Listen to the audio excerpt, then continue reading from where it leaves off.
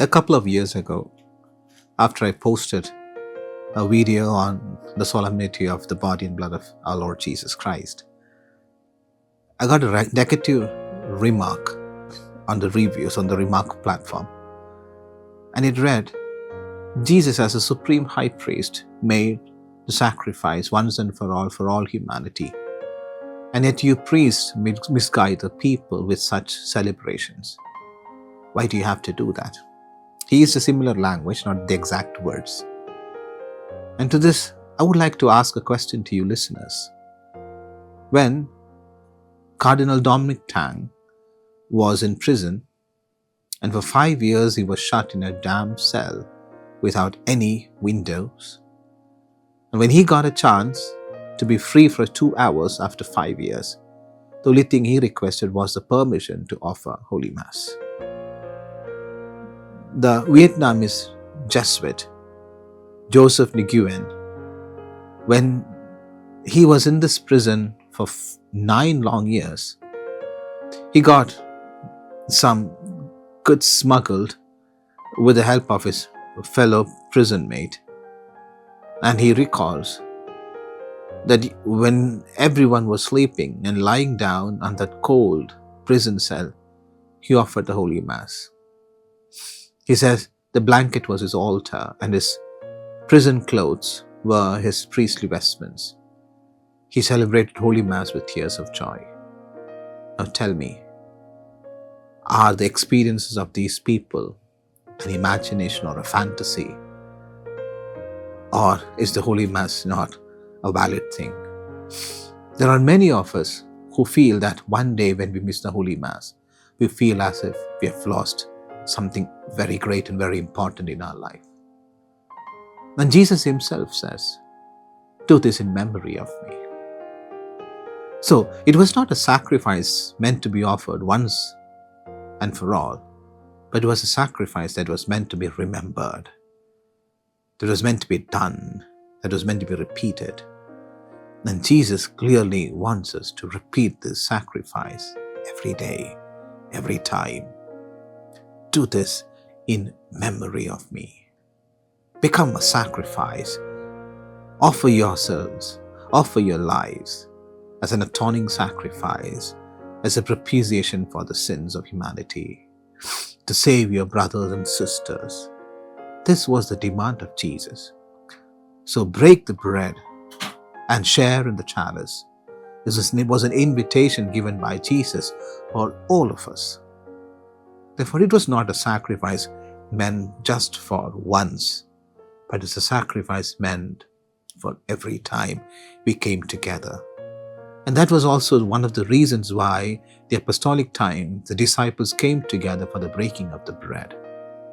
And whenever they shared in the bread and shared in the chalice, they were partaking in the body and blood of our Lord Jesus. Because they believed in the words of the Lord when he said, unless you eat my body and drink my blood, you have no life. So just the disciples really literally wanted to partake in the life of Jesus, and for which they thought and they believed that the breaking of the bread and the sharing of the chalice was the means.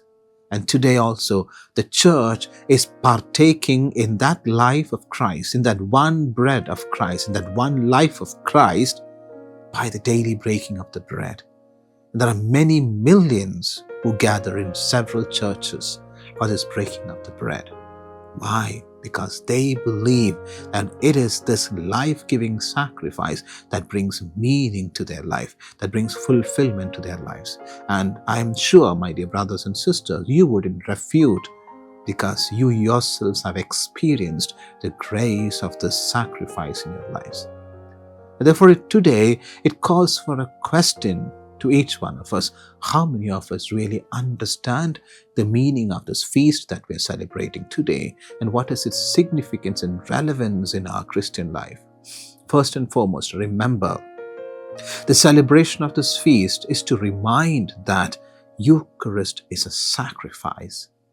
It is the sacrifice of the Lord on the cross that was relived, or that was experienced by the apostles when Jesus broke the bread.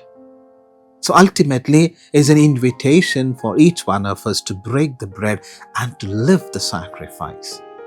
It is not just break the bread and forget about everything else. No. Once you break the bread, you are meant to live the sacrifice, live the cross.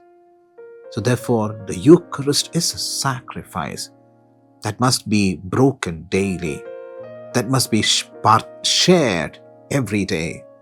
You must break and you must share the sacrifice. Secondly, it is a sacrament. It's a sign. It's a sign of an internal grace, because you are partaking in the life of Christ each time you break the bread and you share the chalice.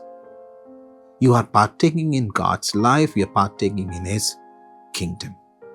And that is why, Saint Teresa of Child Jesus, she would say, Jesus did not come down from heaven to remain in the golden custodium. He came down in order to be a part of our lives, in order to give us the fullness of His life. Therefore, as much as He comes down, He also wishes to reside in our hearts more than staying in the golden ciporium. Therefore, share in His life-giving sacrifice through your sacramental presence. Therefore, my dear brothers and sisters, let us make our presence sacramental by partaking in that bread, life-giving bread and life-giving chalice. Eucharist is a sacrament. And finally, we have the real presence of Jesus.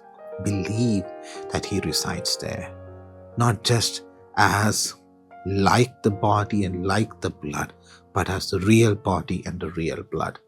I don't have to say anything, because you yourselves are aware of the Eucharistic miracles around the world that prove to us of His real presence.